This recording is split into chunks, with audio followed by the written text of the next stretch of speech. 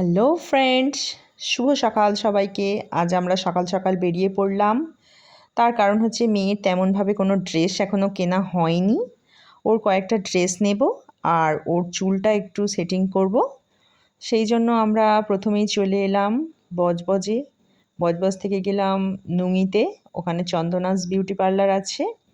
আমরা ওই beauty parlour থেকেই সমস্ত রকম কাজ করি। তো ফার্স্ট চলে এলাম, দু একটা জামা কাপড় নিয়ে নিলাম, তারপরেই চলে এলাম পার্লারে। মেয়ে বসে আছে কারণ পুজোর সময় এমনিতেই একটু চাপ থাকে, আর একটা স্ট্রেটনিং ছিল, সেই কারণে একটু বসে থাকা। তো অবশেষে মেয়ের চুল কাটিং শুরু হলো। চন্দনাদির চুল কেটে দিচ্ছে। চন্দনাদির হাতের কাজ জাস্ট অসাধারণ, সেই জন্য আমি চন্দনাদির কাজ ছাড়া অন্য কোথাও মেয়ের চুল কাটাই না। তো চন্দনাদি সুন্দর করে মেয়ের চুলটা সেটিং করে দিচ্ছে আর আমি বসে বসে দেখছি। তো সেটিং হয়ে গিয়েছে, অবশেষে তোমাদের সাথে শেয়ার করলাম। মেয়ের চুল কাটিংটা কেমন লাগলো তোমরা অবশ্যই আমাকে কমেন্ট করে জানাবে। ঠিক আছে বন্ধুরা, টাটা।